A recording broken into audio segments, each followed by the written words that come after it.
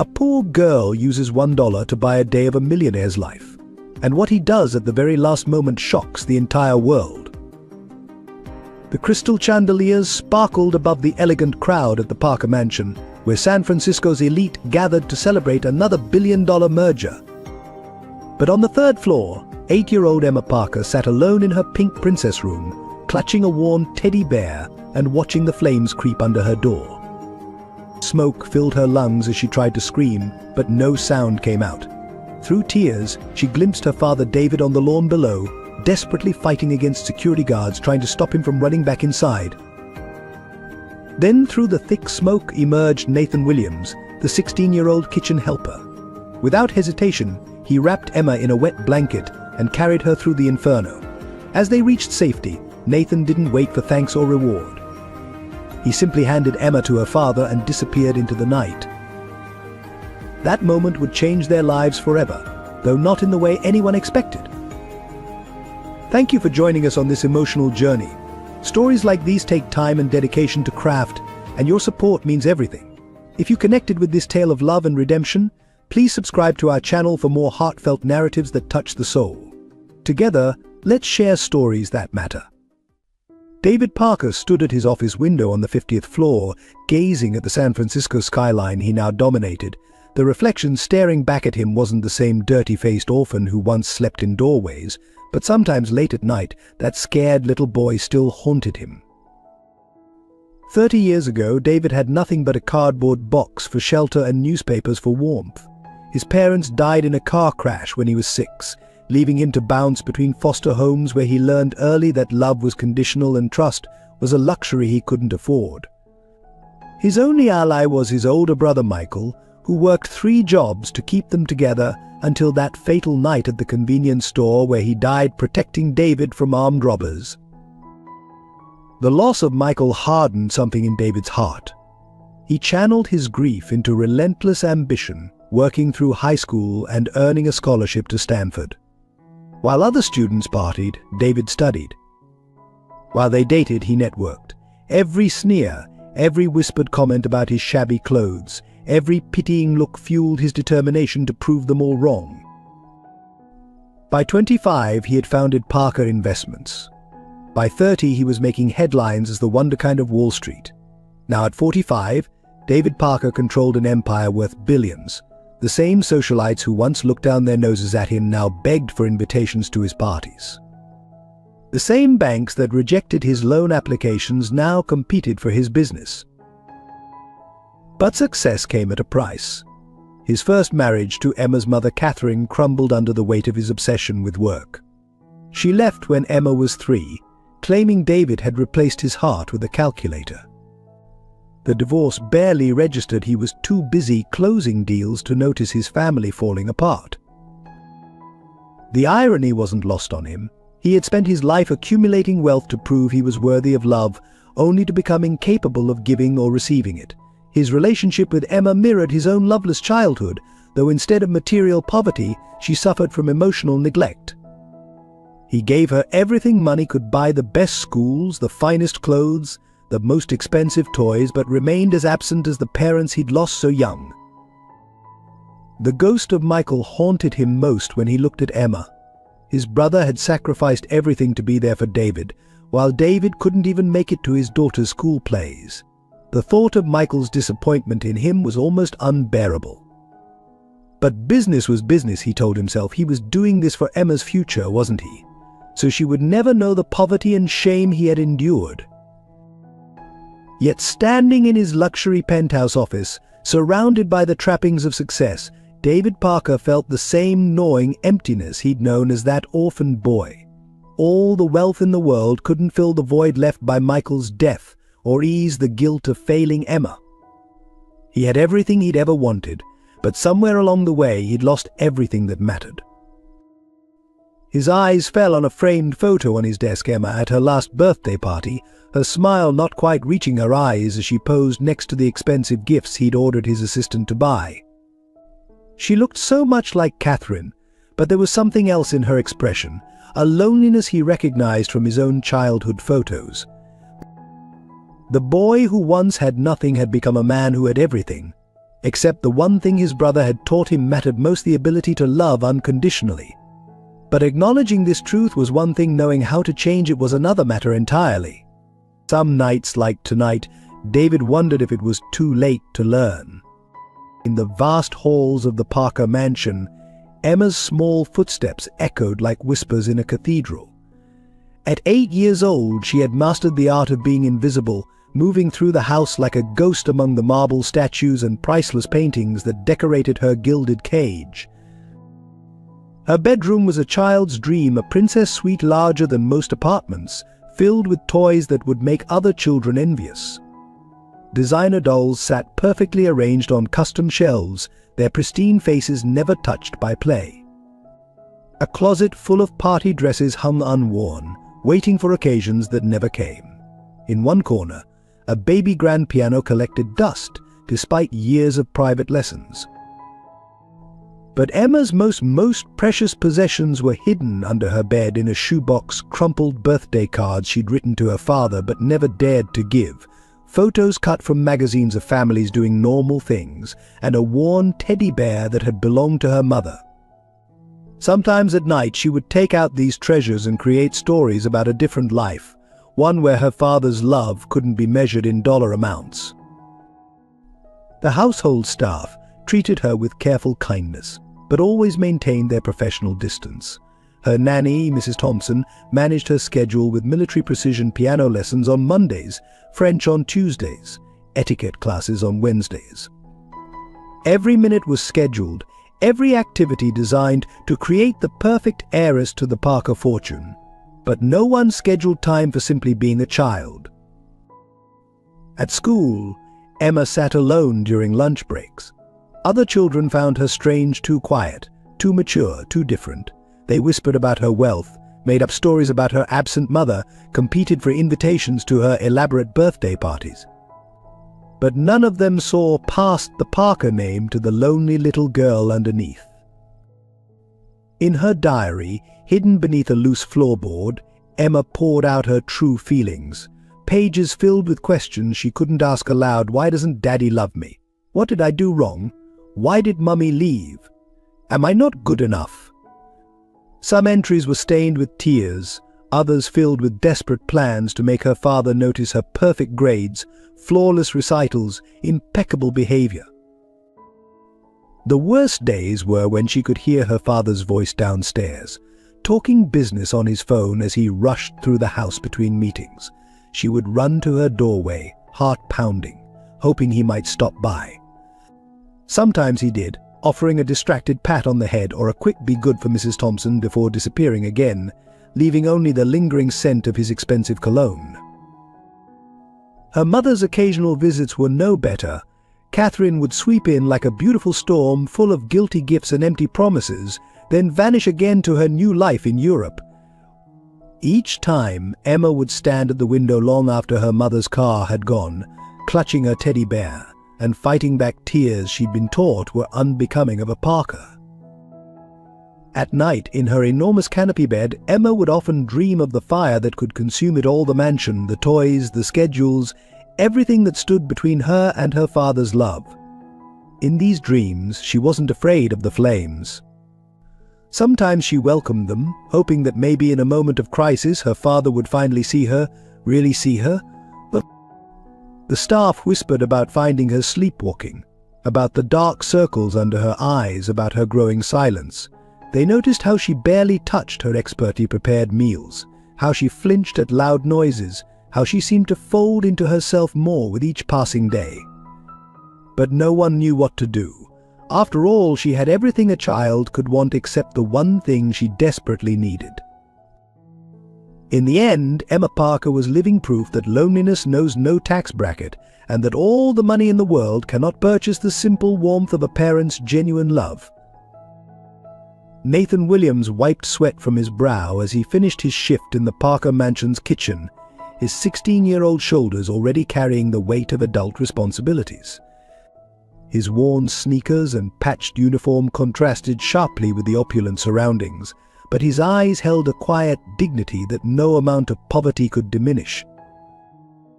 Every morning, Nathan rose before dawn to help his grandmother Sarah, who had raised him since his parents' death in what everyone called the accident, though he suspected there was more to the story. Their small apartment on the wrong side of San Francisco was cramped but clean, filled with the warmth of Sarah's love and the delicious scents from her tiny kitchen where she baked bread to sell to neighbors. Despite working part-time at the mansion to help pay bills, Nathan maintained perfect grades at the public high school. He stayed up late studying by lamplight, dreaming of a scholarship that could change their lives.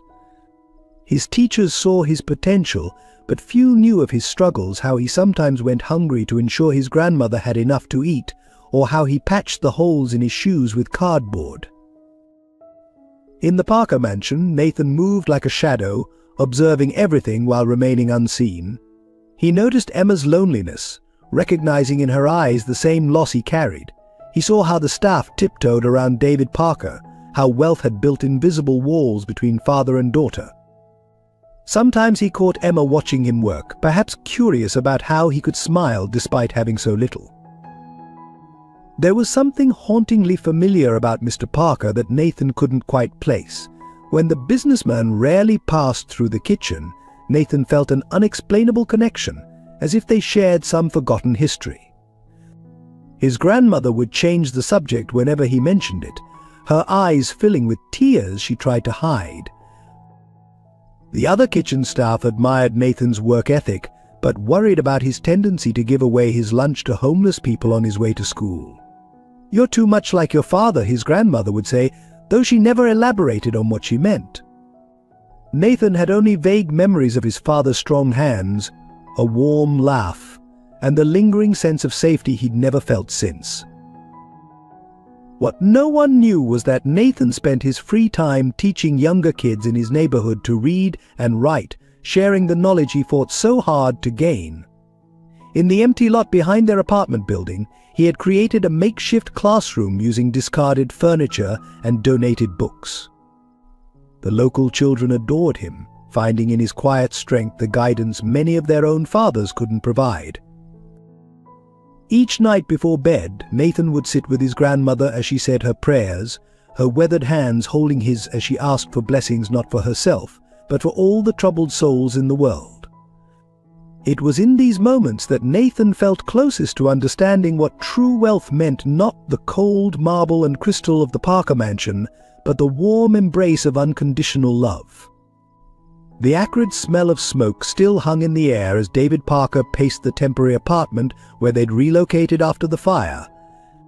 His Italian leather shoes wore a path in the plush carpet as he watched Emma sleep fitfully on the sofa, her small form twitching with what he feared were nightmares of flames and smoke. The events of the night replayed in his mind like a haunting film reel he couldn't stop. When the fire alarms first blared during his merger celebration, David had felt only annoyance at the interruption. Then came the panicked screams, the thick smoke, and the heart-stopping realization that Emma was somewhere in the inferno above. He could still feel the brutal grip of his security team holding him back as he fought to reach her, could still hear his own voice growing hoarse from screaming her name.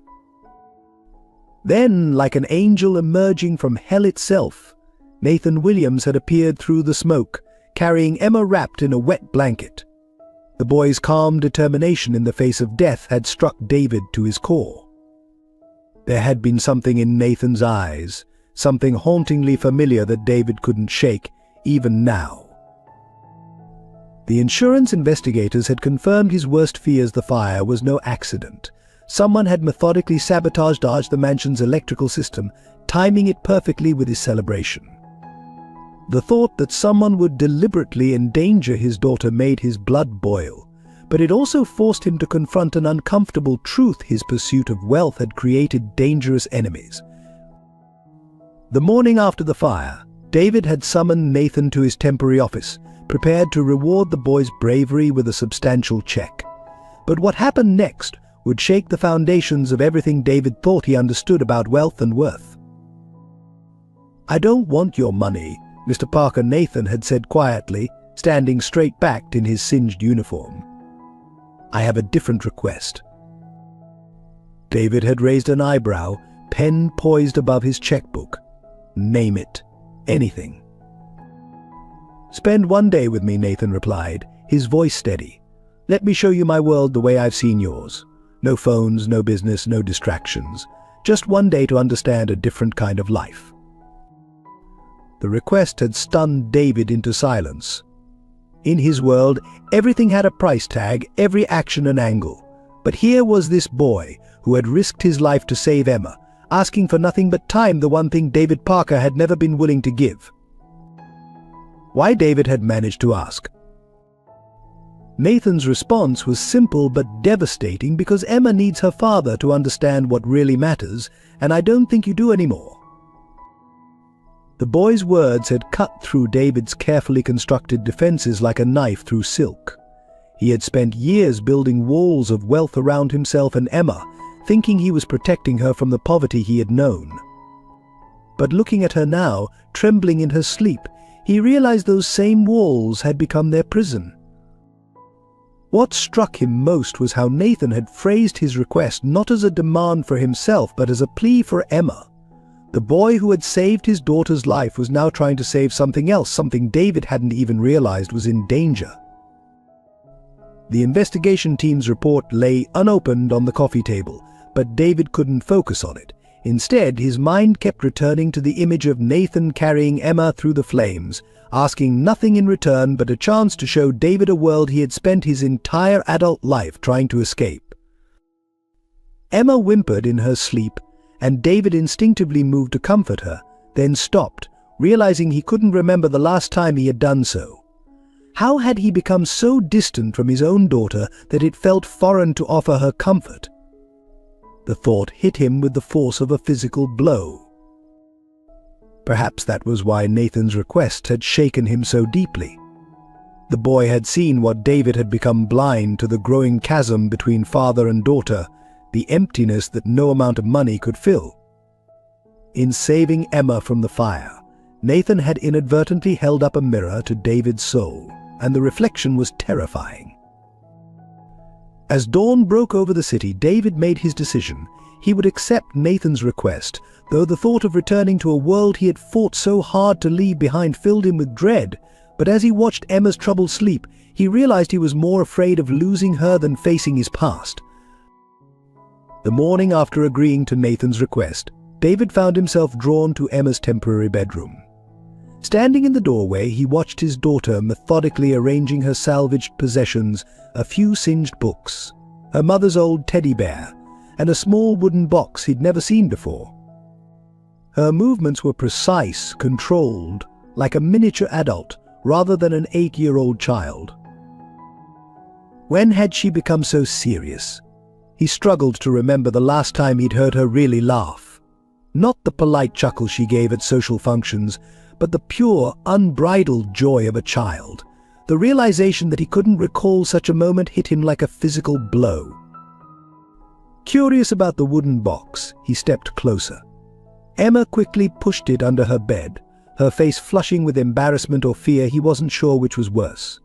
"It's nothing, Daddy," she said softly, but her eyes told a different story.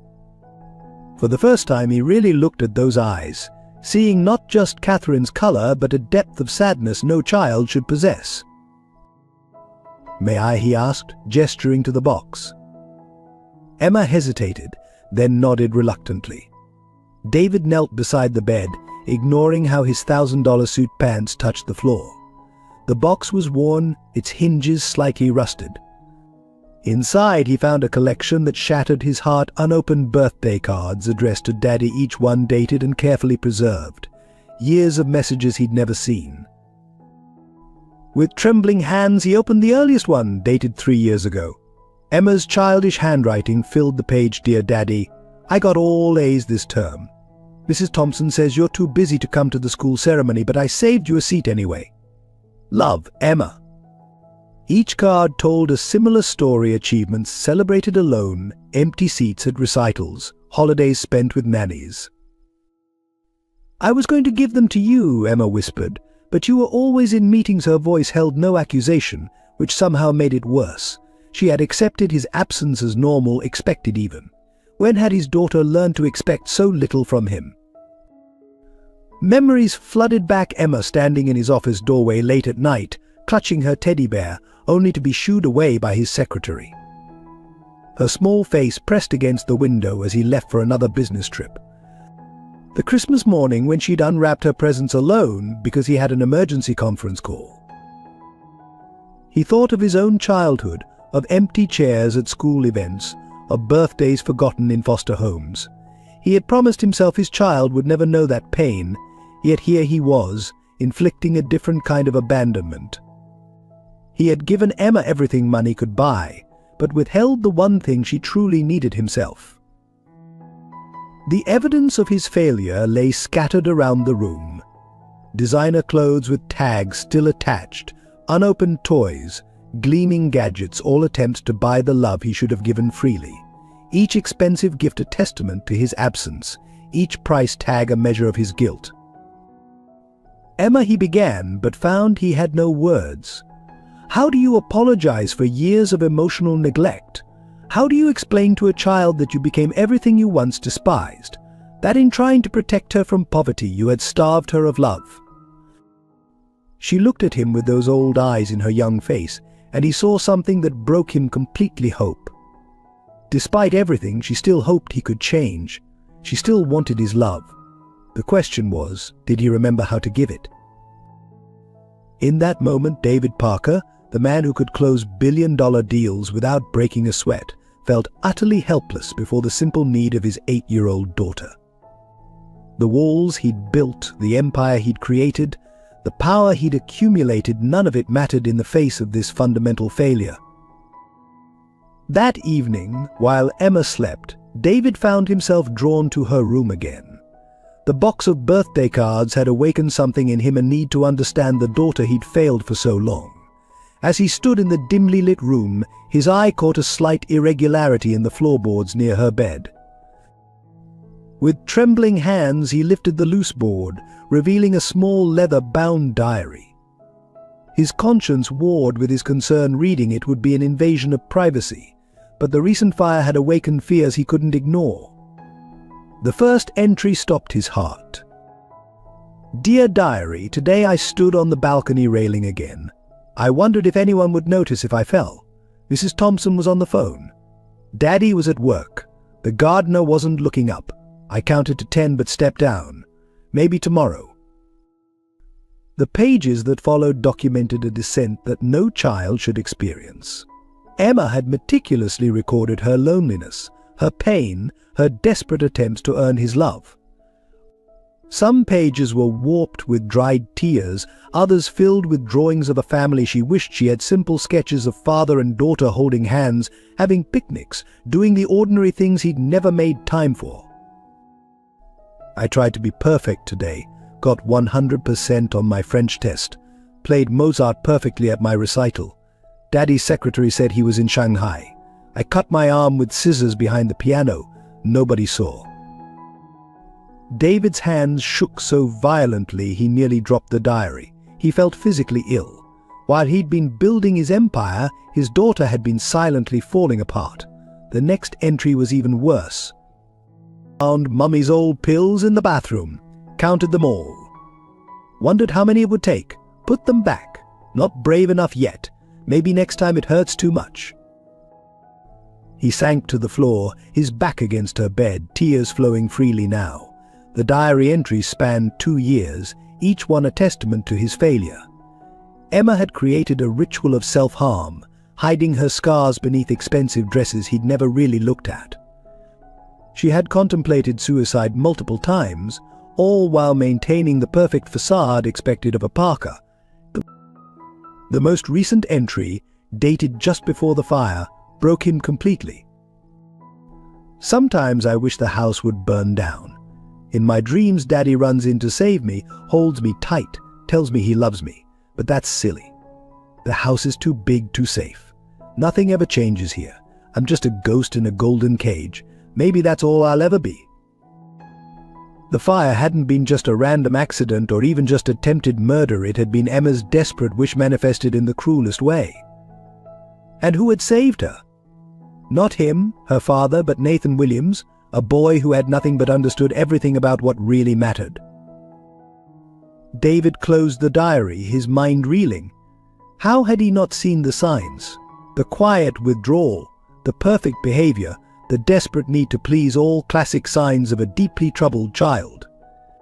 He'd been so focused on protecting her from external threats that he'd become the biggest threat to her well-being. In the soft lamplight, Emma stirred in her sleep, clutching her mother's teddy bear. She looked so small, so vulnerable. The thought that she had stood on that balcony, contemplating an end to her pain, while he sat in boardrooms discussing profit margins, it was unbearable. He had to do something, had to change, had to save his daughter before it was too late. Nathan's request now seemed like a lifeline rather than an obligation. Perhaps understanding a different kind of life, a different kind of love, was exactly what both he and Emma needed. The morning after discovering Emma's diary, David took her to the hospital for a complete physical examination. Her self-harm and suicidal thoughts had terrified him, but what the doctors discovered was even more devastating. What began as a routine checkup spiraled into a battery of tests, each specialist's face more grave than the last. Dr. Sarah Matthews, the chief pediatric specialist, sat them down in her office, its cheerful butterfly decorations a stark contrast to the weight of her words. Mr. Parker, the blood work revealed some concerning abnormalities. Emma has a rare form of leukemia, one that's particularly aggressive in children. The world seemed to tilt on its axis. Emma sat beside him, small fingers tracing patterns on her dress, too used to being spoken about rather than to. David's throat constricted as Dr. Matthews continued explaining treatment options, survival rates, and clinical trials. Words like experimental therapy and limited time floated around him like poisoned darts. How he managed to croak. "How long have you had symptoms, sweetheart?" Emma's response shattered what remained of his composure. "A while, Daddy. I tried to tell your secretary last month, but you had important meetings in Tokyo." Her voice held no accusation, only a quiet acceptance that broke his heart anew. She had faced this fear alone, just like everything else. Dr. Matthews gently explained that Emma's fatigue, bruising, and paleness signs David had been too busy to notice were classic symptoms. The disease was advanced, having progressed unchecked while he chased deals and built empires. The cruel irony wasn't lost on him. All his wealth, all his power, couldn't buy back the time he'd wasted. "The most promising treatment is available at Stanford," Dr. Matthews explained, "but I must be honest, even with aggressive intervention, the 5-year survival rate is only 30%. David looked at his daughter, really looked at her, seeing now what he'd missed: the shadows under her eyes, the pallor of her skin, the way she seemed to fold into herself like a wilting flower. How many signs had he ignored? How many cries for help had gone unheard? "Money is no object," he declared, his voice hoarse. "Whatever it takes, wherever in the world we need to go." "Daddy," Emma interrupted softly, "can you just stay with me through the treatment? That's all I want." Her simple request cut deeper than any business loss ever had. His 8-year-old daughter wasn't asking for experimental treatments in Switzerland or rare medications. She just wanted her father to be present, something he'd failed to do when she was healthy. Dr. Matthews handed them a thick folder of information, her eyes kind but serious. "The next few months will be crucial. Emma needs stability, support, and most importantly, hope. Studies show that emotional well-being plays a significant role in treatment success." As they left the hospital, Emma's small hand in his, David felt the weight of every minute he'd wasted, every bedtime story he hadn't read, every school play he'd missed. The diary entries about suicide seemed even more haunting now. Had his daughter been crying out for help while simultaneously fighting a battle in her own body? In the car, Emma fell asleep against his shoulder, her face peaceful despite everything. David's mind raced with plans. He would step down as CEO, hand over daily operations, work remotely. Everything he'd spent his life building seemed meaningless compared to the precious weight of his sleeping daughter. His phone buzzed with messages about the fire investigation, merger updates, and board meetings, but for the first time in his career, David Parker let them go unanswered. Instead, he watched his daughter breathe, each rise and fall of her chest both a gift and a reminder of how fragile life could be. Nathan's request to spend a day understanding a different kind of life now seemed divinely timed. Perhaps there were lessons about living, about love and presence, that he desperately needed to learn, not just for Emma's sake, but for his own survival.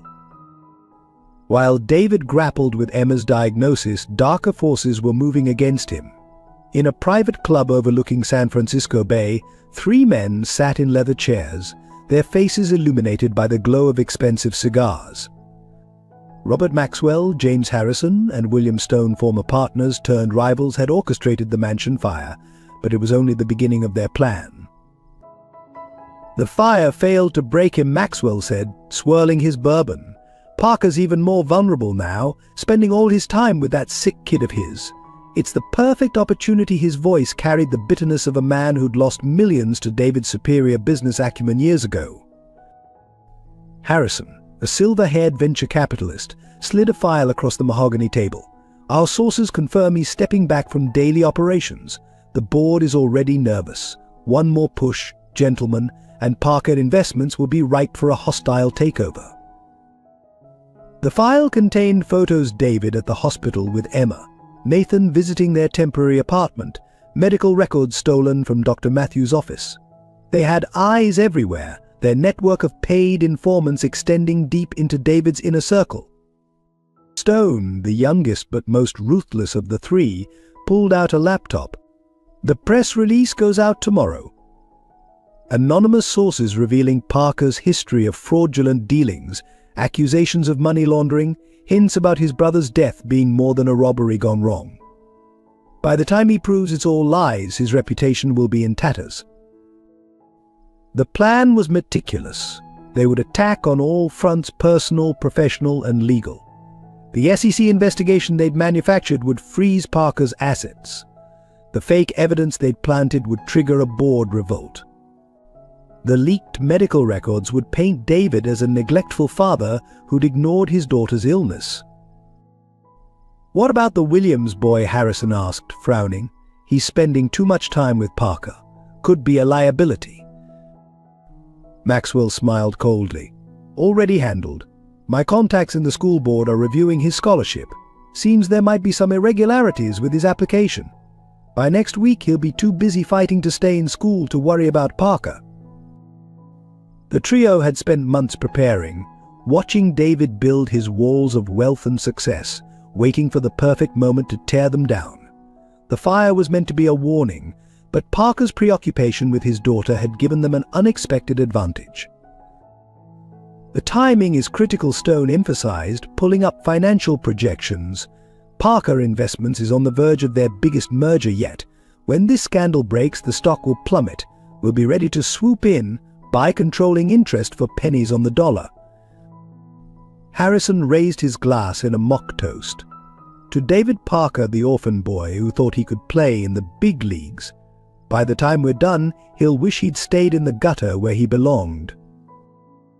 What they couldn't know, was that their carefully laid plans were about to collide with a truth none of them could have anticipated. A truth that lay in the connection between David Parker and Nathan Williams, waiting to be discovered. As they plotted in their privileged sanctuary, they remained ignorant of another meeting taking place across town. In a small apartment, Nathan's grandmother Sarah clutched a faded photograph, tears streaming down her face. The image showed 2 young brothers, David and Michael Parker, standing with Nathan's father, all 3 wearing military academy uniforms. The past was about to catch up with all of them, but not in the way anyone expected. The very forces trying to destroy David Parker would unwittingly set in motion a chain of events that would reveal long-buried secrets and challenge everything they thought they knew about loyalty, family, and redemption. The truth emerged on a rainy evening when David arrived at Nathan's apartment for their promised day together. Sarah Williams opened the door, took one look at David's face and dropped the teacup she was holding. The shattering porcelain matched the shattering of decades of carefully maintained secrets. "You look just like him," she whispered, her weathered hand trembling as she touched David's cheek. Just like Michael, the name of his deceased brother on her lips froze David to the spot. Before he could respond, his eyes fell on a framed photograph on the wall, and the world tilted on its axis. There, in faded colors, stood three young men in military academy uniforms, himself, Michael, and between them, a man who could have been Nathan's twin. "That's James Williams," Sarah said softly, "Nathan's father. Your brother's best friend, and his secret protector." The story spilled out like water from a broken dam. James had been more than Michael's friend, he'd been his sworn brother, the third musketeer in their tight-knit group at the military academy. The night Michael died wasn't a simple robbery gone wrong. He'd been protecting David from men sent by their father's old business enemies. James was there that night, Sarah continued, tears flowing freely now. He saw everything. Michael made him promise to protect you, to watch over you from the shadows. He kept that promise until the day he died in what everyone called an accident. Nathan appeared in the doorway, his face a mirror of the young man in the photograph. The resemblance was uncanny, not just to his father, but to Michael as well. All these years, David had been watched over by James Williams, never knowing, while his son Nathan had grown up hearing stories of the Parker brothers. "The fire at your mansion wasn't random," Nathan said, his voice steady despite the emotion in his eyes. "Dad left a letter, telling Mum everything. He knew they'd come for you eventually, just like they came for Uncle Michael. That's why I took the job in your kitchen to keep my father's promise." David sank into a chair, his mind reeling. The boy who had saved Emma, who had asked for nothing but a day of his time, was the son of the man who had secretly protected him for years. Nathan had inherited not just his father's looks, but his sense of duty, his quiet strength, his moral compass. "Your father," David managed to say, "he was there the night Michael died." Sarah nodded, retrieving a sealed envelope from a hidden compartment in an old clock. "James wrote this before he died, addressed to you. He made me promise to keep it safe until the right moment. I think that moment is now." With trembling hands, David opened the letter.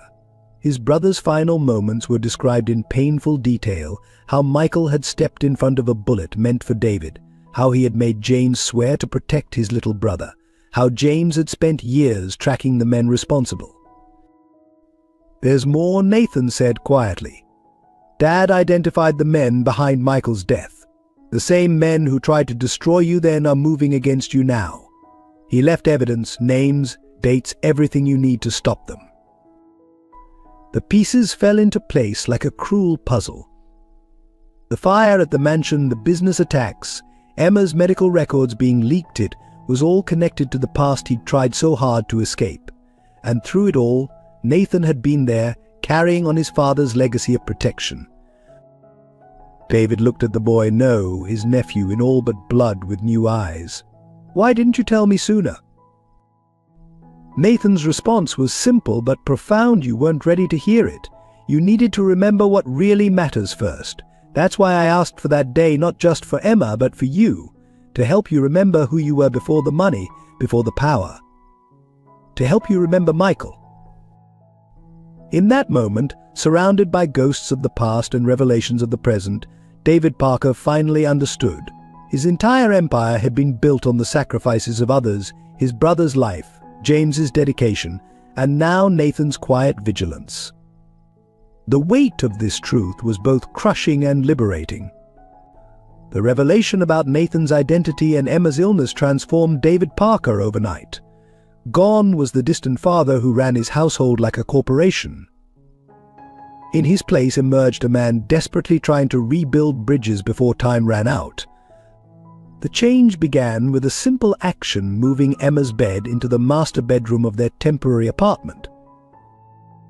"You don't have to sleep on the couch," Daddy Emma protested weakly, her small frame already showing signs of the chemotherapy's toll. But David was adamant. "I've missed too many nights of your life already, sweetheart.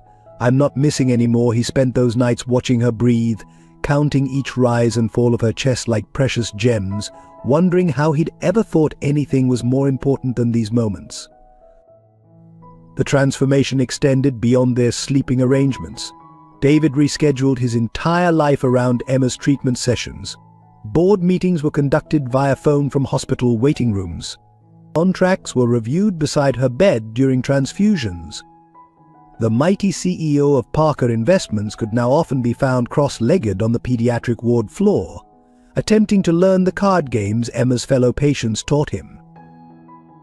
During one particularly difficult night, when the side effects left Emma trembling and sick, David held her hair back and told her stories about her Uncle Michael for the first time. "He would have adored you," he said softly, wiping her forehead with a cool cloth. He always wanted a niece to spoil. Emma's eyes lit up despite her discomfort. Was he like Nathan? "More than you know, sweetheart. More than I understood until recently." He told her about Michael's sacrifice, about James Williams' protection, about the legacy of love that had watched over them without their knowledge. The other parents in the pediatric oncology ward began to notice the change in the notorious businessman. The designer suits disappeared, replaced by comfortable clothes that could withstand long hospital nights. His commanding voice softened to match the quiet needs of sick children. He learned every nurse's name, remembered their children's birthdays, quietly paid bills for families struggling with medical costs. But the real transformation happened in the small moments. David learned to braid Emma's hair before it fell out from the treatments, his powerful hands becoming gentle as they wove the strands together.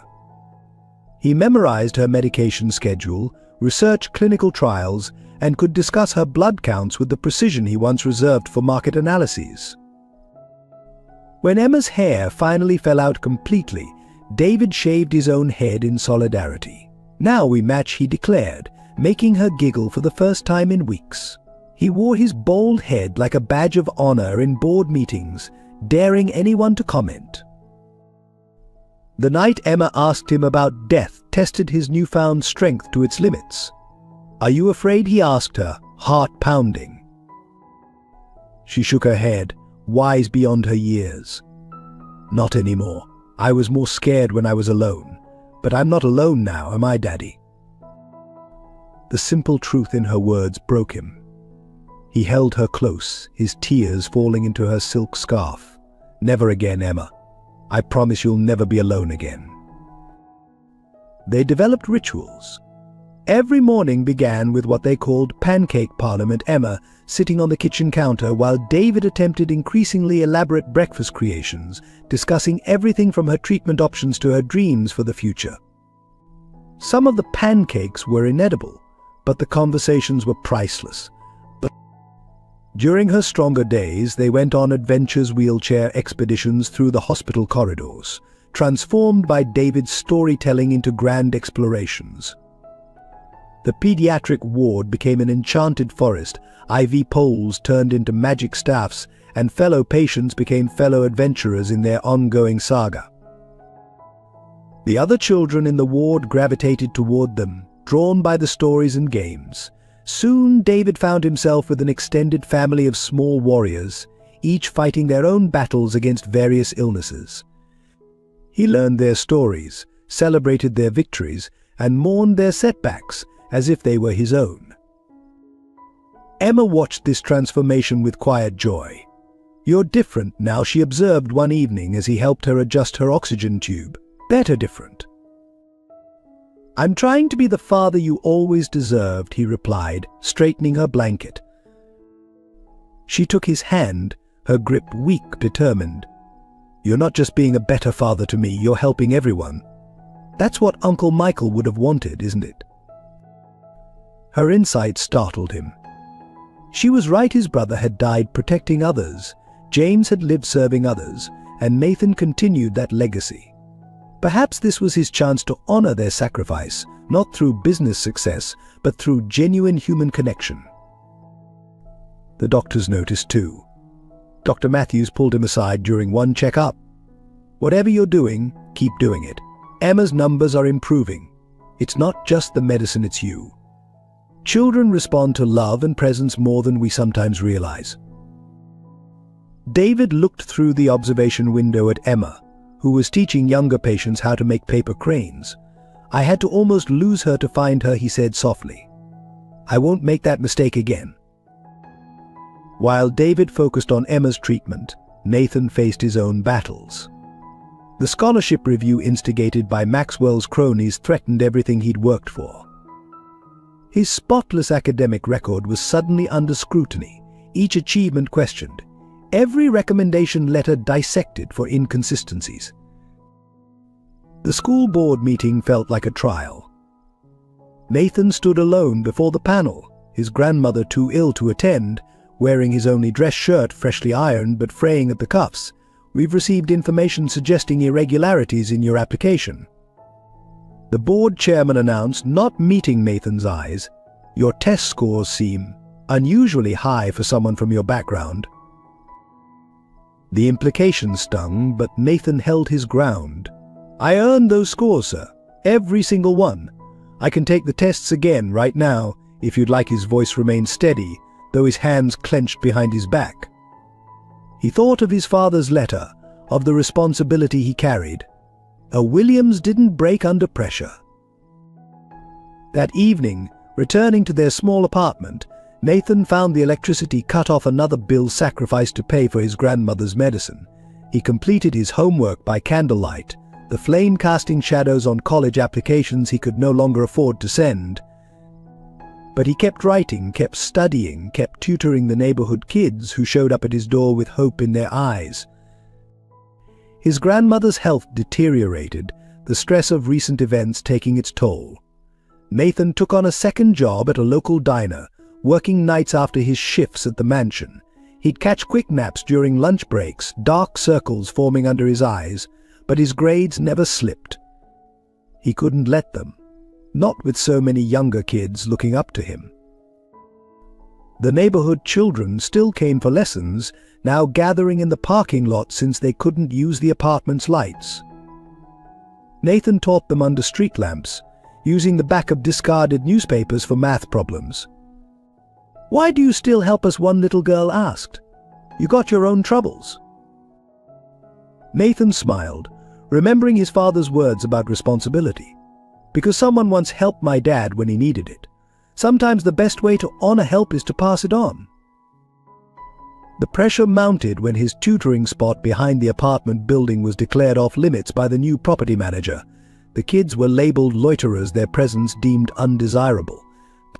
Nathan watched them scatter like startled birds, their books clutched to their chests, and felt something break inside him.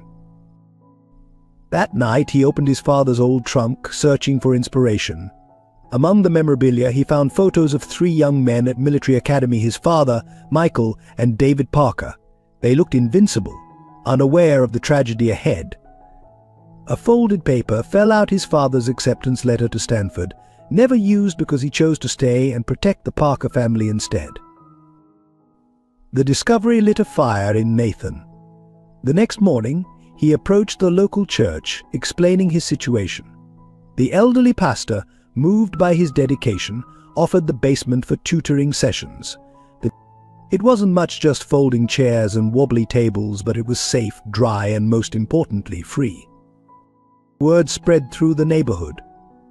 More children came, then their parents, then even some grandparents wanting to learn to read. Nathan created a schedule, delegating basic lessons to his more advanced students so he could work his extra shifts. The basement became a sanctuary of learning, echoing with the sounds of multiplication tables and grammar rules. But the school board's investigation continued, a sword hanging over his head. His college application sat in a drawer, the deadlines approaching like thunderclouds. His grandmother's medical bills piled up, and the diner cut back his hours. Everything he'd worked for seemed to be slipping away. Yet Nathan persevered. He took the city bus 2 hours each way to a free SAT prep course, studied medical terminology to better understand his grandmother's conditions, and still made time to help Emma with her homework during his mansion shifts. His father had carried his burden silently for years. Nathan would do the same. One evening, as he swept the church basement after a tutoring session, an elderly woman approached him. She'd been attending his adult literacy classes, finally learning to read at 73. "You're a good boy," she said, pressing a crumpled dollar into his hand.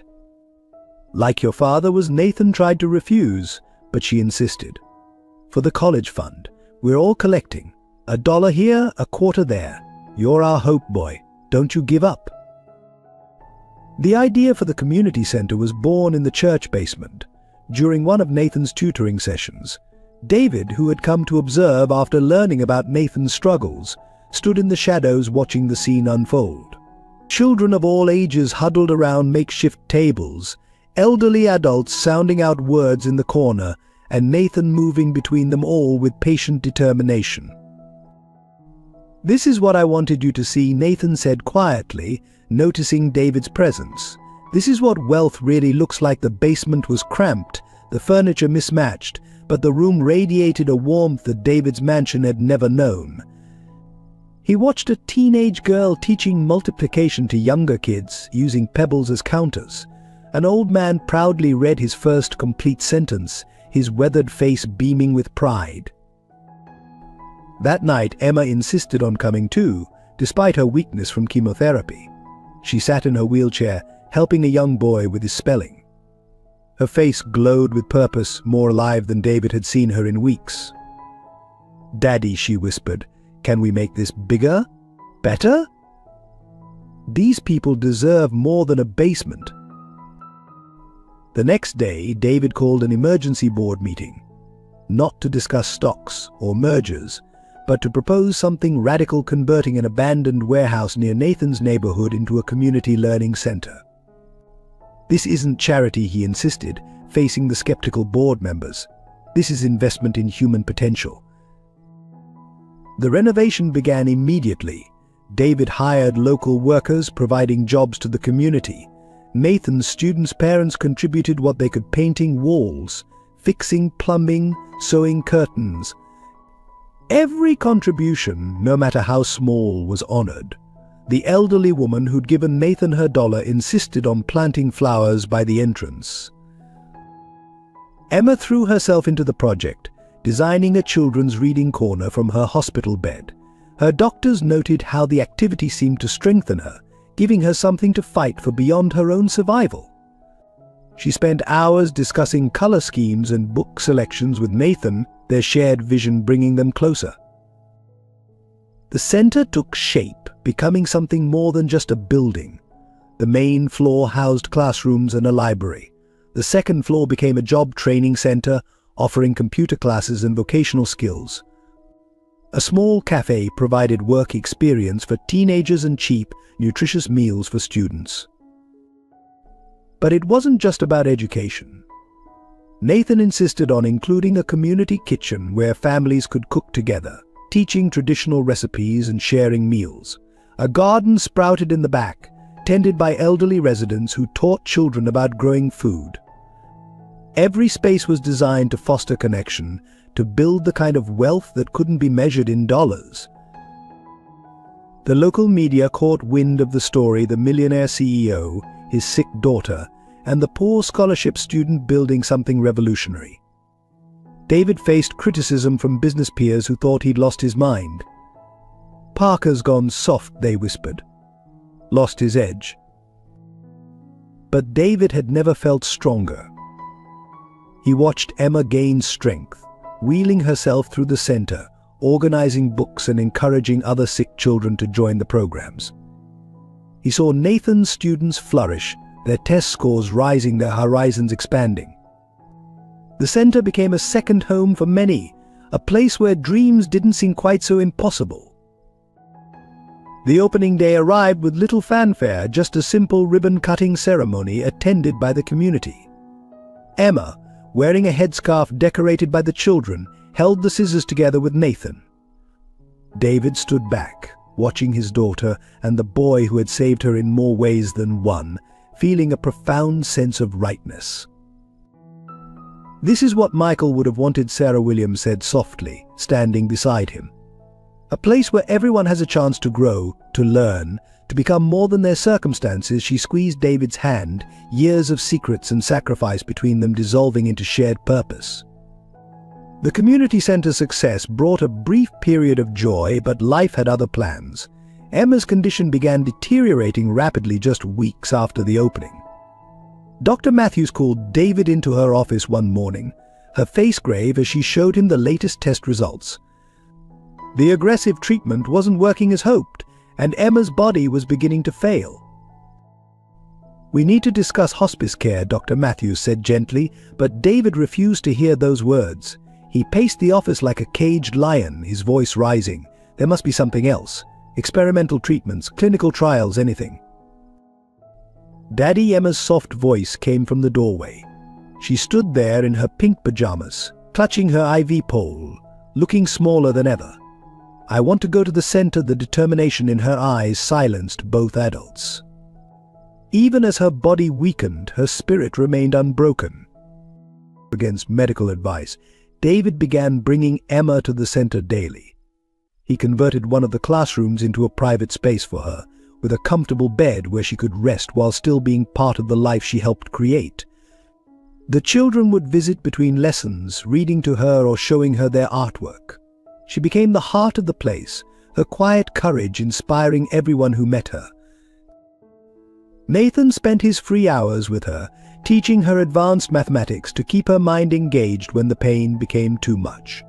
They would work on complex problems together, Emma's face lighting up with each solution. "You know," she told him one day between labored breaths, "I'm not afraid anymore. Not of dying, anyway. I'm just afraid of leaving before we finish what we started here." The center's students began a ritual. Every morning they would place fresh drawings and notes on Emma's wall, pictures of hope, messages of love, prayers in different languages. The elderly reading students would take turns sitting with her, sharing stories of their lives, wisdom accumulated over decades. Emma absorbed it all, her diminishing physical strength contrasting with her growing spiritual awareness. David watched this transformation with a mixture of awe and agony. His daughter was slipping away, yet touching more lives than he ever had with all his wealth. He stopped going to the office entirely, working from a small desk beside her bed. Board meetings and business deals continued via laptop, but his focus remained on memorizing every detail of Emma's face, every inflection in her voice. One particularly bad night, when the pain medications weren't helping, Emma asked for all her visitors to leave except David. "Daddy," she whispered, her voice thin but clear, "I need you to promise me something." He leaned closer, holding her fragile hand. "Promise you won't let the center die, even if I do. Promise you'll keep helping people, like Uncle Michael would have wanted." David's tears fell onto their clasped hands. "You're not going anywhere, sweetheart. You're going to get better, and we'll run this place together." She smiled weakly. "Just promise me, Daddy, please." Before he could respond, Emma's body began convulsing. The emergency alarm brought medical staff running, and David found himself pushed aside as they worked to stabilize her. The next hours passed in a blur of medical terms and beeping machines. Dr. Matthews emerged from Emma's room looking exhausted. "She's stable for now," she said, "but David, we need to be realistic. The cancer is spreading faster than we anticipated. We're looking at weeks, maybe days." That night, David sat alone in Emma's room, watching her chest rise and fall with each precious breath. The window overlooked the center, where light still burned as evening classes continued. He could hear the faint sound of children's laughter, adult voices reading carefully aloud, life continuing its relentless flow. In that moment, looking between his dying daughter and the living legacy she'd helped create, David Parker finally understood what real wealth meant. It wasn't in his bank accounts or business empire. It was here, in this room, in every life Emma had touched, in every person who walked through the center's doors carrying dreams of a better future. While David kept vigil at Emma's bedside, Maxwell and his conspirators launched their attack. The morning headlines screamed accusations Parker empire built on fraud, CEO linked to Brother S murder charity center, a front for money laundering. The carefully orchestrated campaign hit like a tsunami. Parker Investments stock plummeted within hours. Board members received anonymous packages containing fabricated evidence of financial misconduct spanning decades. The SEC announced an emergency investigation, freezing company assets. David's phone exploded with calls from panicked investors and angry partners, but he remained at Emma's side, delegating crisis management to his legal team. "You need to address this," his chief counsel insisted, barging into Emma's hospital room. "The board is meeting in an hour to vote on your removal," but David merely adjusted Emma's oxygen mask and replied quietly, "Then let them vote. I'm needed here." Maxwell's group hadn't anticipated this response. They'd expected David to abandon his daughter's bedside to defend his empire, giving them ammunition to paint him as a heartless opportunist. Instead, his unwavering devotion to Emma was turning public opinion. Photos of the gaunt CEO keeping vigil beside his sick daughter began circulating on social media, countering the narrative of a ruthless fraudster. The community center families rallied around him. Hundreds gathered outside Parker Investments headquarters, sharing stories of how David and Emma had changed their lives. Nathan's adult literacy students wrote letters to newspapers, their painfully handwritten accounts of transformation more powerful than any corporate press release. But Maxwell had one final card to play. He released Emma's private medical records, along with doctored documents suggesting David had neglected her condition for years while pursuing business deals. The implied narrative was clear: a father so obsessed with wealth he'd sacrificed his own daughter's health. The attack struck David in his most vulnerable spot. Emma, drifting in and out of consciousness, heard staff discussing the headlines. "Daddy," she whispered, "they're hurting you because of me." David took her fragile hand, his voice firm. "No, sweetheart. They're hurting themselves. Everything I've built means nothing compared to you. Let them take it all." Nathan, however, wasn't content to watch the destruction. Late at night, after Emma fell asleep, he retrieved his father's letters from Sarah's apartment. The documents detailed Maxwell's involvement in Michael Parker's death, along with years of corporate espionage and manipulation. James Williams had collected evidence meticulously, knowing it would be needed someday. Working with David's loyal security team, Nathan began unraveling the conspiracy. They tracked money transfers, recovered deleted emails, and identified the network of paid informants. The evidence painted a damning picture of Maxwell's group's decades-long vendetta against the Parkers. As the net tightened, Maxwell made his final move. He offered David a deal: resign from the company, sign over controlling interest, and the attacks would stop. The offer came with a veiled threat: continued resistance would lead to more revelations about Michael's death. David sat in Emma's room, watching her fight for each breath, while Maxwell waited for his answer in the hospital corridor. The empire he'd built, the wealth he'd accumulated, the power he'd wielded, all of it seemed meaningless now. He thought of Michael's sacrifice, of James Williams' years of silent protection, of Nathan's quiet courage. Through the window, he could see the community center, lights glowing warmly in the evening darkness. Children were still arriving for evening classes, parents heading to job training, elderly students practicing their reading. This, he realized, was his true legacy: not the skyscrapers bearing his name, but the lives being transformed. David walked out to face Maxwell, carrying not surrendered documents but copies of James Williams' evidence. "You killed my brother," he said quietly, "tried to destroy my company, and threatened my daughter's memory. Did you really think I wouldn't fight back?" As the business conspiracy unfolded, Nathan faced his own battles. The school board's investigation had escalated into a full-scale witch hunt. His scholarship was suspended pending review, and rumors circulated that his perfect grades were the result of cheating. Even his position at the community center came under scrutiny. "We can't have someone of questionable character teaching our children," a board member declared during a public hearing. Nathan stood before them, dignity intact despite the humiliation. The same wealthy parents who had praised his tutoring now avoided eye contact, clutching their designer bags closer when he passed. The pressure took its toll at home. His grandmother's health worsened with each piece of bad news. Medical bills mounted as her insurance denied critical treatments. Nathan found her one morning quietly crying over bills she'd hidden from him and felt his heart break. That afternoon, he tried to pawn his father's military academy ring, the only valuable thing he owned. The pawn shop owner, examining the ring, recognized the inscription. James Williams. Wasn't he the hero who died saving those kids in that building collapse? Nathan learned for the first time how his father had died, still protecting others until the end. He left the shop with the ring still on his finger, pride overcoming desperation. At the center, younger students began disappearing from his classes.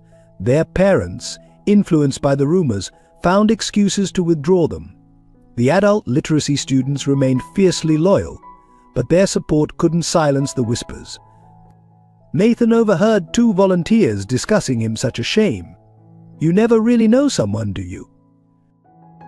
Emma, watching from her makeshift hospital room at the center, saw everything. Despite her weakness, she became his fiercest defender. "Nathan taught me more about courage than all my expensive tutors combined," she told anyone who would listen. Her faith in him never wavered, even as her own strength faded. The final blow came when the local newspaper ran a story questioning Nathan's background.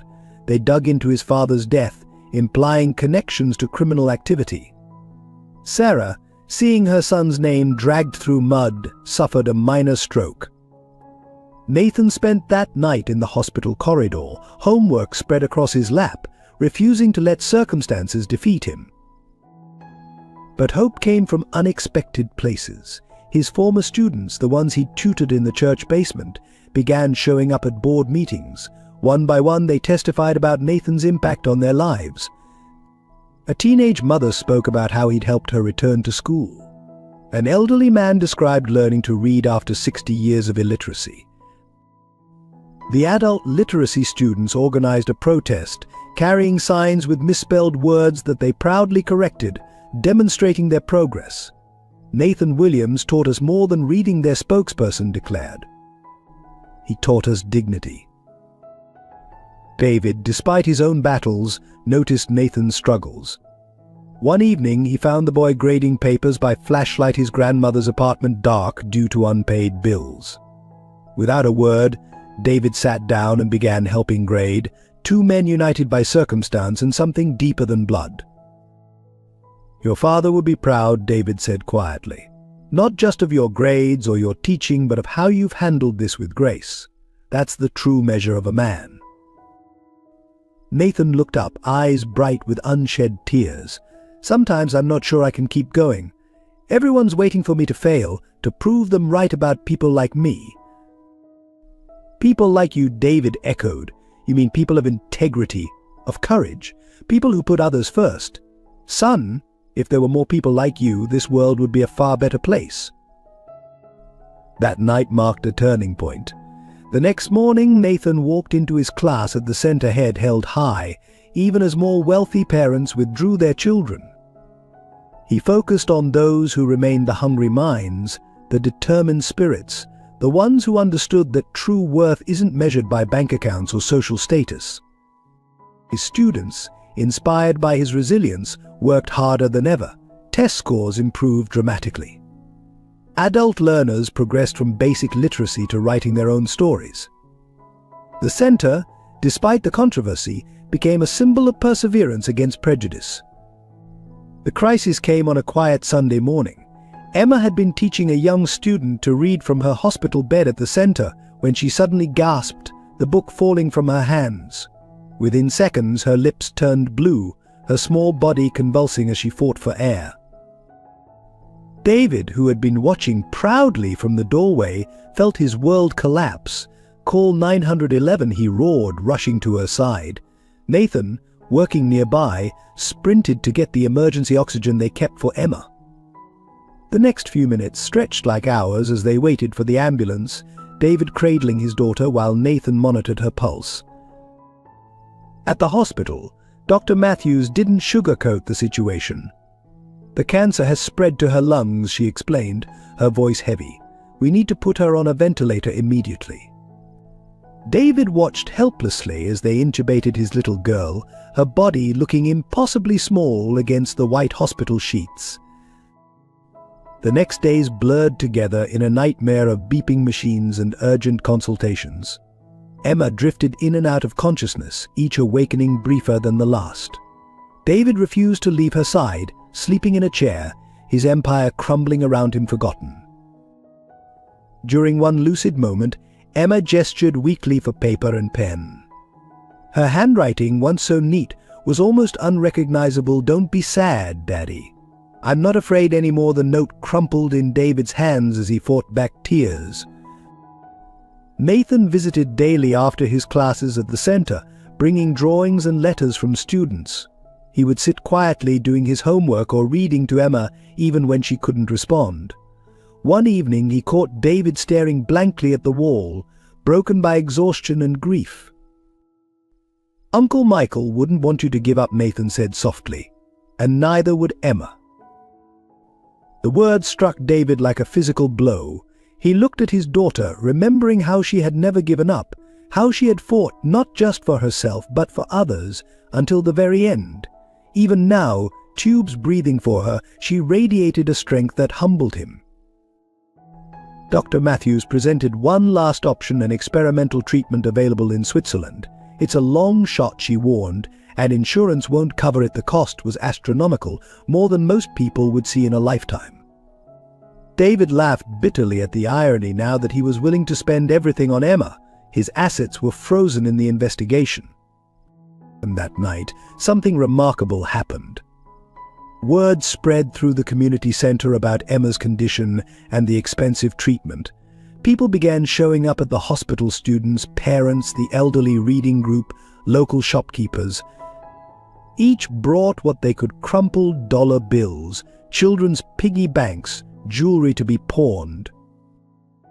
Sarah Williams, despite her own medical bills, brought a mason jar full of coins she'd been saving. "For the girl who gave my grandson hope," she said simply. The adult literacy students organized a fundraiser, proudly writing their first checks. Even the hospital staff started a collection. It wasn't nearly enough for the treatment, but it was something more valuable: a testament to the lives Emma had touched, the community she had helped build. David watched the steady stream of visitors, each bringing their small contribution with enormous dignity, and felt something break and heal inside him simultaneously. Emma stirred that evening, her eyes flickering open. Unable to speak around the breathing tube, she squeezed her father's hand 3 times, their secret code for "I love you." David squeezed back, his voice rough with emotion. "Keep fighting, sweetheart. Just a little longer." As Emma fought for her life, Maxwell's group launched their final attack on the community center. City inspectors suddenly appeared, citing numerous code violations that had mysteriously never been issues before. The local health department questioned the safety of the community kitchen. Anonymous complaints flooded the education board about unauthorized teaching activities.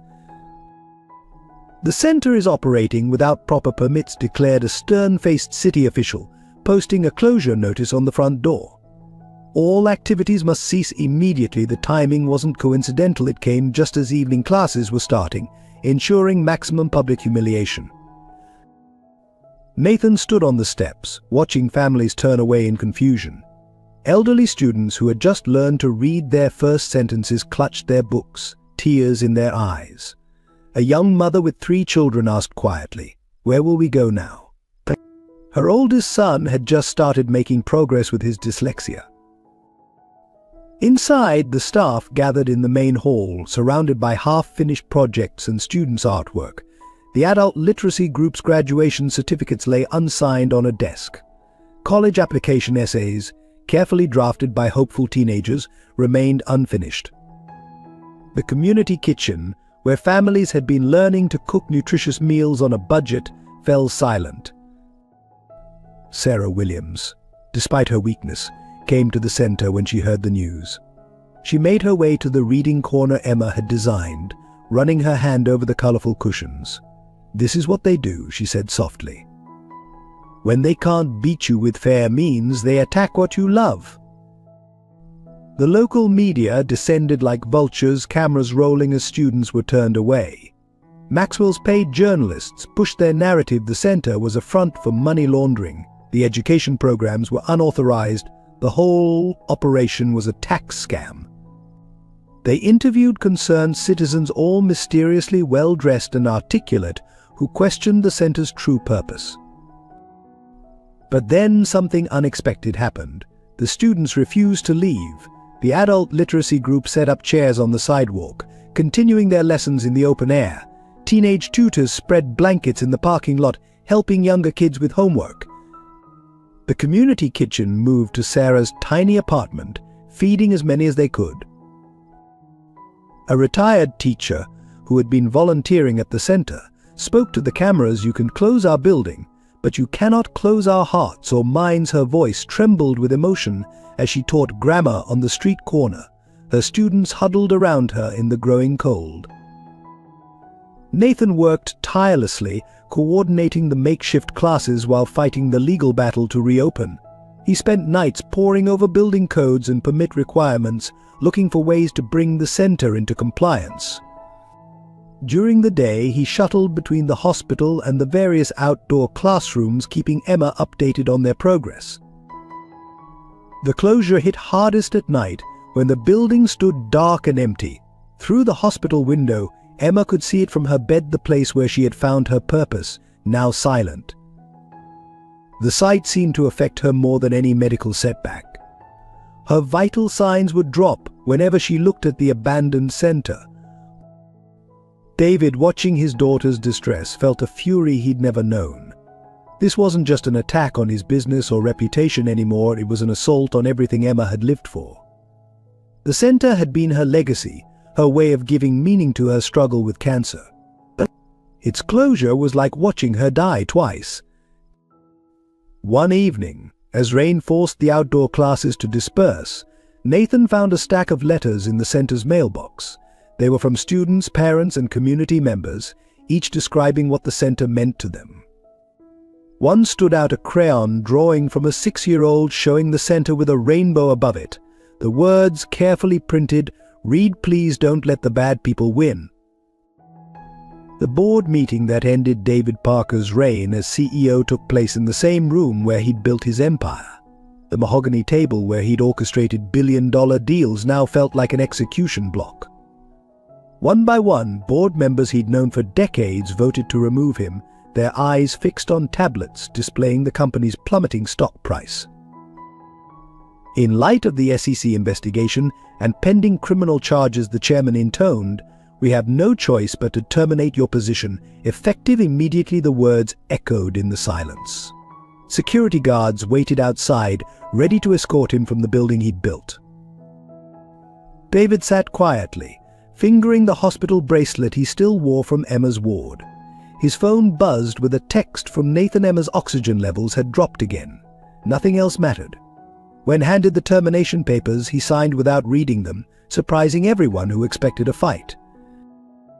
The media chronicled his fall with gleeful detail. "Parker Empire Crumbles" screamed the headlines. Business networks ran endless analyses of his downfall. Former associates distanced themselves, rewriting history to minimize their connections. His phone, once buzzing constantly with deals and opportunities, fell silent except for calls from debt collectors. The mansion, already damaged by fire, was seized by creditors. Luxury cars disappeared from the garage. Credit cards were cancelled. Bank accounts were frozen. The wealth he'd accumulated over decades vanished like morning mist, leaving behind only papers marked foreclosure and asset seizure. In his temporary apartment, David sorted through the wreckage of his financial life. Among the papers, he found Emma's first attempt at writing her name, carefully preserved in a gold frame he'd never appreciated. The frame was worth thousands, but the crayon scribble inside was priceless. He placed it carefully in a box marked Keep. Maxwell's group celebrated their victory at their private club, toasting with expensive champagne. They'd succeeded beyond their wildest dreams, not just destroying David's business, but dismantling his entire life. Yet their triumph felt hollow when news leaked that they'd targeted a dying girl's charity project. The final blow came when David's private banking details were leaked to the press. Every extravagant purchase, every luxury indulgence was exposed and dissected. But something unexpected emerged from the scrutiny: records of quiet charitable donations, medical bills paid for employees' families, college funds established for maintenance staff's children. Standing in his stripped, bare office, David found an old photo in his desk drawer. It showed 3 young men at military academy himself, Michael and James Williams. They were smiling, arms around each other's shoulders, unaware of the tragedy ahead. He remembered Michael's last words, "Take care of what matters." That evening, David sat beside Emma's hospital bed, holding her hand as machines kept her breathing. The room's window offered a clear view of his former corporate headquarters, its gleaming towers now belonging to others. Emma stirred, her eyes focusing on him with concern. Unable to speak around her breathing tube, she scribbled on her notepad, "Are you okay, Daddy?" Even now, fighting for her life, she worried about him. David looked at his daughter, then at the empire he'd lost, and felt an unexpected sense of peace. "I've never been better, sweetheart," he answered truthfully. "I finally understand what real wealth is." He could rebuild buildings, remake fortunes, but he could never replace another moment with his daughter. The empire he'd lost had given him freedom. He never expected freedom to be simply Emma's father. The truth emerged from an unexpected source. A junior employee at Maxwell's firm, troubled by conscience, anonymously delivered a USB drive to Nathan's grandmother. The drive contained emails, surveillance photos, and detailed plans spanning years, a comprehensive blueprint for David Parker's destruction. Sarah Williams recognized names in the files, the same men who had been involved in Michael Parker's death decades ago. Her hands trembled as she read communications detailing the planned mansion fire, carefully orchestrated to appear accidental. The conspirators had known Emma would be home, calculating that her presence would make the fire appear more believable. Nathan took the evidence to Rachel Thompson, a veteran investigative journalist who had been skeptical of the accusations against David. Together, they spent nights piecing together the conspiracy. The story they uncovered was darker than anyone imagined, a decades-long vendetta born of corporate greed and personal hatred. "You need to see this," Rachel told David, spreading documents across Emma's hospital room table. "The fire wasn't random. They knew your brother died protecting you, so they tried to force you to face the same choice: your business or your child." The evidence was damning. Maxwell and his associates had orchestrated everything: the fire, the business accusations, even the community center's closure. They had paid inspectors to find violations, bribed officials to revoke permits, and planted false stories in the media. But their biggest mistake was underestimating the power of community. Security cameras at the center had captured late-night meetings between Maxwell's men and city officials. Local shopkeepers came forward with stories of bribes and threats. The adult literacy students recognized men who had pressured them to file false complaints. The smoking gun came from an unexpected source: Maxwell's own secretary. She had kept a detailed diary, recording her boss's increasingly erratic behavior and illegal schemes. When she heard about Emma's worsening condition, she could stay silent no longer. "I have children too," she told the investigators, pushing forward a stack of incriminating documents. What they did to that little girl, using her illness as a weapon against her father. I couldn't live with myself. The evidence painted a picture of calculated cruelty. Maxwell's group had timed their attacks to coincide with Emma's treatment cycles, knowing David would be emotionally vulnerable. They had leaked her medical records specifically to cast doubt on David's character as a father. As Rachel's story went to press, the truth exploded across media channels. The same networks that had gleefully reported David's downfall now raced to expose the conspiracy. Surveillance videos showed Maxwell's men setting up the mansion fire. Bank records revealed payments to false witnesses and corrupt officials. The most damning revelation was an email from Maxwell himself when the fire starts. Parker will have to choose between saving his daughter or his company. Either way, we win. If he saves the girl, he'll lose the business. If he chooses the business, he'll lose his soul. But Maxwell hadn't counted on Nathan Williams, who had run into that fire without hesitation, embodying the same courage that had driven his father and Michael Parker to protect others at any cost. The story of 3 generations of sacrifice and protection became a powerful counterpoint to Maxwell's calculated cruelty. The morning after the conspiracy was exposed, Emma's vital signs began to strengthen inexplicably. Dr. Matthews rushed in, checking and rechecking the monitors in disbelief. The numbers showed what modern medicine couldn't explain. Emma was fighting back. It's as if her will to live just exploded, Dr. Matthews explained to David, reviewing the latest test results. Her immune system is responding in ways we've never seen before. The cancer cells, they're actually retreating. The doctor's voice held a mixture of professional skepticism and wonder.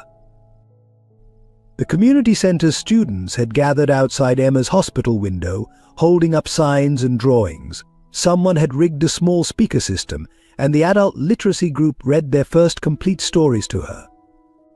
Even through the glass, their voices carried messages of hope and love. Emma's recovery defied medical expectations. Each day brought new improvements: stronger breathing, better blood counts, renewed energy. The doctors documented everything, baffled by the speed of her healing. Sometimes, Dr. Matthews admitted, science can't explain the power of love and purpose.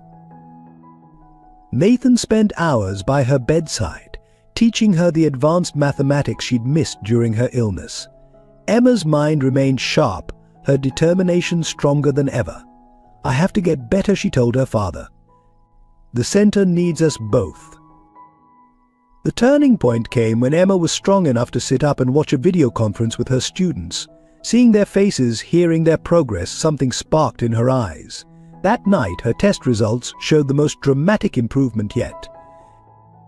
Within weeks, Emma was asking to visit the center. Against all odds, her cancer had begun to recede. The doctors called it a miracle, but those who knew Emma understood she had found something worth living for, a purpose bigger than herself. The day Emma walked through the center's doors again, supported by David and Nathan, the entire community erupted in celebration. Students who had learned to read during her illness proudly read their stories to her. The elderly literacy group had written a collective book dedicated to her courage. Dr. Matthews could only shake her head in amazement when reviewing Emma's final scans. "In 30 years of oncology," she said, "I've never seen anything like this. It's as if her body simply decided that cancer had no place in the life she was meant to live." Emma's recovery became a symbol of hope for other young patients. She began visiting the pediatric ward, sharing her story, showing others that sometimes the best medicine isn't found in tubes or bottles, but in having a reason to fight. The full scope of Nathan's influence on the community emerged during the investigation into Maxwell's conspiracy. While reviewing security footage, investigators discovered hundreds of hours of Nathan's quiet acts of service, staying late to help struggling students, sharing his lunch with hungry children, teaching elderly students long after closing time. Local news crews, initially drawn by the scandal, found themselves captivated by a different story. Former students came forward with tales of transformation. A teenage dropout, now headed to college, credited Nathan with saving his life. An elderly woman proudly read her first letter to her grandchildren, tears streaming down her face as she described Nathan's patience. "He never made us feel ashamed," explained Maria Rodriguez, a mother of 3 who had learned English through Nathan's classes. "Even when we had nothing to give, he gave everything." She revealed how Nathan had used his grocery money to buy books for students who couldn't afford them. The story deepened when police investigating Maxwell's group uncovered records of Nathan's scholarship battle. His perfect grades hadn't come from privilege or cheating, but from studying between jobs, often going without sleep. The school board members who had questioned his integrity now faced public outrage. Sarah Williams finally shared the letters James had written about the Parker brothers.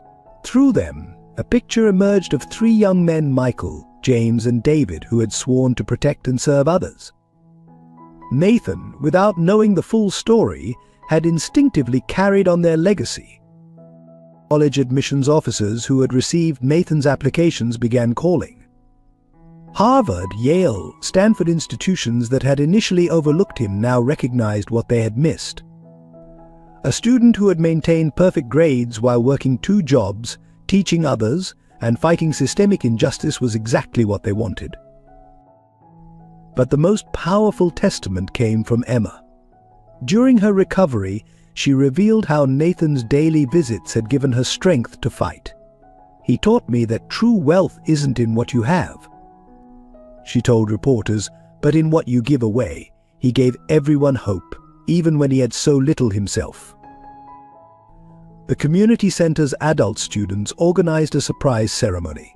One by one, they shared how Nathan had changed their lives. A grandfather read his first book to his grandchild. A former gang member showed off his college acceptance letter. An immigrant family proudly displayed their new small business license. Nathan stood on stage, overwhelmed by the outpouring of love. The same community that Maxwell's group had tried to silence now spoke with a powerful, unified voice, declaring that true value isn't measured in dollars but in lives transformed. The day of reckoning came swiftly for Maxwell and his conspirators. FBI agents swept into their offices at dawn, carrying boxes of evidence accumulated through Nathan and Rachel's investigation. The sight of Maxwell being led out in handcuffs was broadcast live across financial networks that had once celebrated his success. The evidence was overwhelming. Emails detailed not just the recent conspiracy against David, but decades of corporate sabotage and criminal activity. The truth about Michael Parker's death emerged. Maxwell's group had orchestrated the robbery that killed him, fearing his investigation into their illegal activities would expose them. James Williams' meticulous records proved crucial. He had documented everything, creating a paper trail that connected Maxwell's group to countless crimes. The evidence had been his insurance policy, protected by Sarah until the right moment. Even from beyond the grave, James was still protecting the Parkers. The SEC investigation into David's company was not only dropped but reversed. Investigators discovered that the supposed financial irregularities had been fabricated by Maxwell's team. David's business practices were vindicated, his reputation restored. The city officials who had participated in the conspiracy faced their own justice. Those who had accepted bribes to close the community center were publicly exposed. The building inspector who had falsified violations admitted to being paid by Maxwell's group. One by one, the corrupt system that had enabled the attack on David and Emma crumbled. Most satisfying was the revelation of how Maxwell had orchestrated the mansion fire.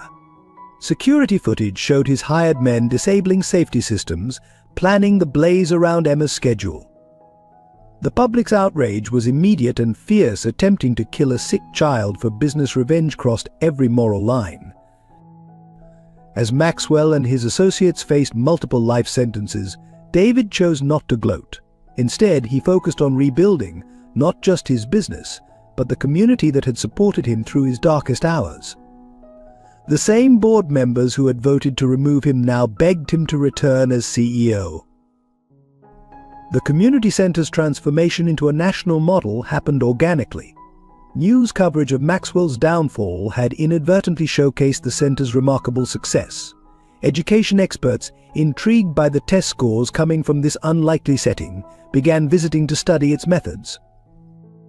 What they found defied conventional wisdom. The center's unique approach, combining traditional education with community support and real-world skills, produced extraordinary results. Adult literacy students weren't just learning to read, they were starting businesses. Children weren't just passing tests, they were developing leadership skills. The Parker-Williams model, as it came to be known, attracted attention from across the country. Educational foundations offered grants to replicate the program. City officials from other states arrived to study how the center had transformed its community. The waiting list for admission grew exponentially. Emma and Nathan's original vision expanded beyond their wildest dreams. The center added new programs, a technology lab where seniors learned computer skills from teenage mentors, a business incubator helping adult students launch small enterprises, and a healthcare education program inspired by Emma's journey. David used his restored business connections to create a scholarship foundation, ensuring that students like Nathan would never have to choose between education and survival. The program was named the Michael Parker Memorial Scholarship, honoring the uncle who had sacrificed everything to protect his brother.